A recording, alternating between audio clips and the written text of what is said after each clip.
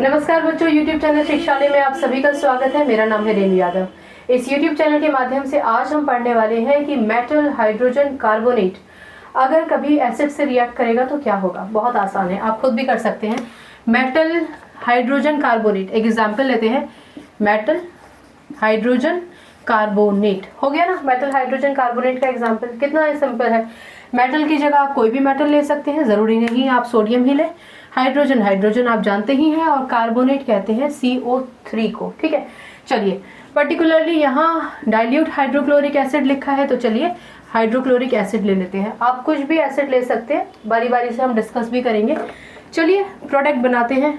Product बनाने के लिए सबसे पहला नियम, इनको डिसोसिएट कर दीजिए। ठीक है, अब तो आप डिसोसिएट करना जानते ही हैं। Na positive, H positive, CO3 2 negative. आप जानते हैं कि एक पॉजिटिव हमेशा नेगेटिव की तरफ अट्रैक्ट होगा, राइट। तो इक्वेशन क्या कहती है, मेटल हाइड्रोजन कार्बोनेट से एसिड रिएक्ट करेगा तो क्या बनेगा, वो बात की कहानी है। पहले प्रोडक्ट बना लेते हैं, फिर थ्योरी हम खुद ब खुद बना लेंगे। Na positive Cl negative definitely combine करेंगे NaCl। उसके बाद CO3 है अगर, तो ऑफकोर्स उधर जाके CO2 में टूट जाएगा, और 2 हाइड्रोजन है अपने पास, यहाँ से बचा हुआ एक ऑक्सीजन है। कुछ गणित लगाने की जरूरत नहीं है, सीधे H2O बन जाएगा। वेरी गुड, हो गई इक्वेशन। तो आप कहेंगे मैम मेटल कार्बोनेट्स के केस में भी तो यही होता था। जी बिल्कुल यही होता था। मेटल कार्बोनेट भी अगर एसिड से रिएक्ट करता था तो सॉल्ट बनाता था, कार्बन डाइऑक्साइड गैस रिलीज करता था और वाटर बनाता था। ठीक है, चलिए अब दूसरा काम क्या है। सबसे पहले इक्वेशन को लिखने के लिए रिएक्टेंट्स लिखिए, तोड़ दीजिए आयंस में, प्रोडक्ट बनाइए, प्रोडक्ट में सब कुछ जुड़ जाएगा। उसके बाद करते हैं balancing. Sodium 1 Cl 1 carbon 1 oxygen 3, oxygen 2 और 1 3, हाइड्रोजन यहाँ 1 और 1 2। बहुत बढ़िया, नाम लिख ले, सोडियम हाइड्रोजन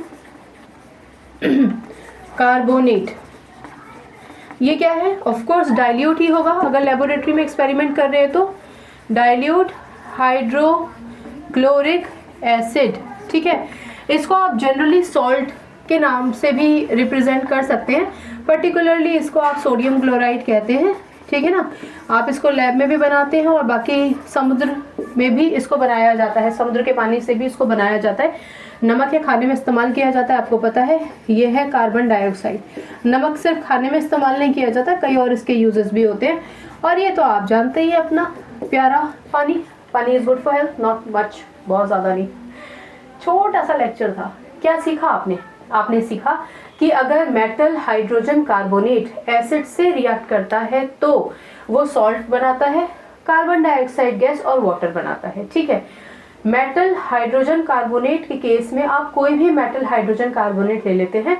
हमने सोडियम हाइड्रोजन कार्बोनेट लिया है, इसकी रिएक्शन हमने डाइल्यूट हाइड्रोक्लोरिक एसिड से करवाई है। अगले लेक्चर में हम इस मेटल हाइड्रोजन कार्बोनेट की रिएक्शन डाइल्यूट सल्फ्यूरिक एसिड से कराएंगे, देखेंगे कि प्रोडक्ट्स क्या बनेंगे। ठीक है, आप खुद से बनाने की कोशिश किया कीजिए, राइट। जैसा कि मैंने आपको पहले बताया, चैप्टर को छोटे छोटे टुकड़ों में बताऊंगी मैं, बल्क में नहीं समझाने वाली हूँ। आप सिर्फ कॉन्सेप्ट सुनिए, सुनते सुनते आपको याद हो जाएगा, बस यही हमारी जीत है। केमिस्ट्री से अपनी केमिस्ट्री अच्छी बनाइए, शिक्षा ले आइए। अगली बार मिलने तक अपना ख्याल रखिए, खुश रहिए, सकारात्मक रहिए। नमस्कार।